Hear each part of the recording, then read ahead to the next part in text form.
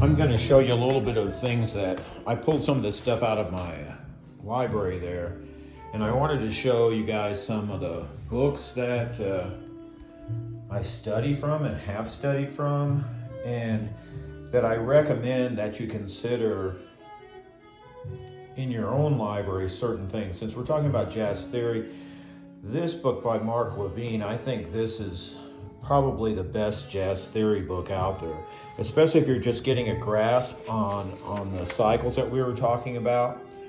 I think that once you get into this book and we deal with things like scale theory, progressions, stuff like that, I think you'll open up a lot of things that you're doing.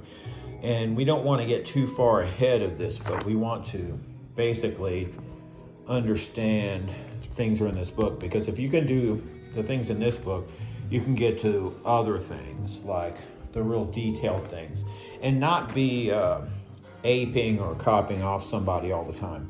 You know, you are always going to be influenced by people. Okay, so that Mark Levine is one book I highly recommend. All of these books by Professor Burt Ligon.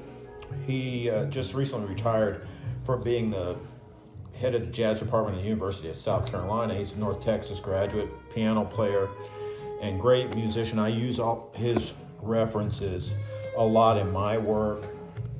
You know, this comprehensive technique. These are all available from, I think, Hal Leonard or something like that. Yeah, it's Hal Leonard. Yeah. And all of these will straighten out your stuff. I mean, honestly, they will. And I recommend that if you're not getting this stuff in your school, that you study with someone privately. There are several of us who can teach theory at this level for jazz applied theory, and consider just taking some lessons over specific studies. Like I said, you'll always be studying, And of course, these Aebersold things, of course, source code, Bird. And these are the right melodies and the right changes. So sometimes even better than fake books. So if you're trying to learn some of these tunes, check out these Aebersold things if you have people who have them. Coltrane, Bird Train. That's basically the basis there. And then also I have some artist transcription works and their books that bought this from Ron Carter's website. He was advertising it.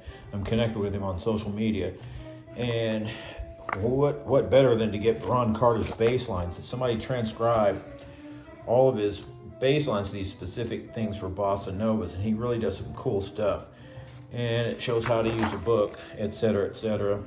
So that one. Aladdin, of course, his songbook. We're probably going to play at least one of these tunes from his book. And these are his manuscripts and things like that we'll do an arrangement of this. Okay, Andrew Hill, one of my favorite musicians. I actually got to see him at the Iowa City Jazz Festival 2006 or something like that, when he was doing I think it was the Timelines Quartet. But this is a great tune to play as well. So there's a lot of music here. And like it or not, I've got a Kenny G thing, because I study everybody. See what he's doing and see, basically, he's Grover Washington Jr. in a sense. So Stan Getz, another master. Transcriptions of Stan Getz to see his language. Dexter Gordon, never played a wrong note in his life. Transcriptions of all these great songs that, you can still play today and be cool. Of course, the Coltrane Omni book with transcriptions of his solos that are accurate and relevant. Charlie Parker, this one's in B flat, so I can play it on clarinet, stuff like that. So Mark Turner, one of the great saxophonists, living saxophonists of our time, who's innovative, and you have some of his stuff there in our playlist. And then Cannonball Adderley, my favorite alto player, actually. and a lot of people have been influenced by Cannonball. So these, same thing, not played a wrong note as live as Dexter in that sense. But all of these people are theory whiz, if you want to call them that. They all understand what we were talking about. They understand how cycles work. They understand how to apply it on their instrument. Here's the book I was telling Ethan about from Vincent Herring. I took a lesson a few years ago from, I think it was during COVID, I took a lesson from Vincent Herring because I'd always listened to his music and I really liked the way he played. He's very Cannonball influenced, but not exactly Cannonball, had his own stuff in there. And a connection, this is obscure, Vincent Herring was the lead alto saxophone player with the Jazz Knights of the U.S. Military Academy at West Point, that Army band. And in 1985, he was getting out to go to New York.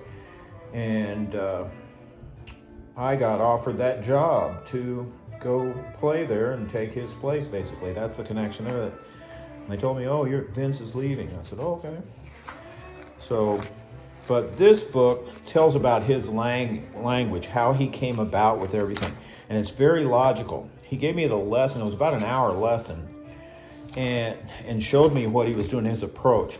And I recommend, Ethan, if you're really interested in learning what he's doing, you'll get that from what he's playing. Everything's based on that bebop scale, and he has that down, basically. Dan Hurl, this from North Texas. This guy has all this stuff codified and explains that this book is a really good text. But you have to really start with learning this stuff before you can even really. Here's another one by Burt Ligon. This is another good book, good resource. And what I like about his books is because he shows you how scales and chords are the same thing. Maybe that's a piano person in him, but he always does a good job there. Gary Campbell's triad pairs.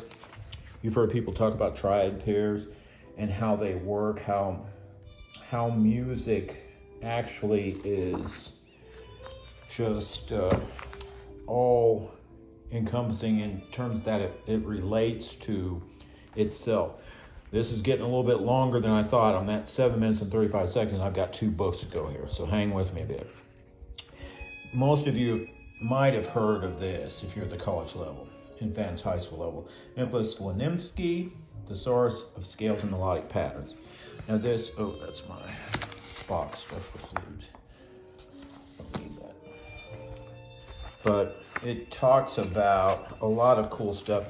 And I recommend that before you get into this, as you see, this is bass clef, it's a piano things. But before you get into this, I'd recommend that you get the other stuff that we're working on down a bit. But this is very, very useful, and it explains that there's no mysteries in music, and then the actual possibilities in music. 12 notes. It's limitless. It's just very, very limitless. And this is the Latif similar type of thing. This is what I think. This is his doctoral thesis. It was. Dr. Latif was a good friend of John Coltrane, and he and Coltrane were doing experiments, and we were talking about Coltrane's music. And this is some of their diagrams, cycle diagrams. These are just things that he and Coltrane were talking about, the different keys and how they were sympathetic with each other. And he was kind enough to put this in his book. Now, he's no longer living, but he's basically got all that in here. So that's some of my library there. There's some bangers boxes there with other things in it. Like you'll see, there's Casey here, used jazz stuff in there. But you'll see, like, I've got boxes with different deals in there. So, okay, I'll see you guys next Sunday.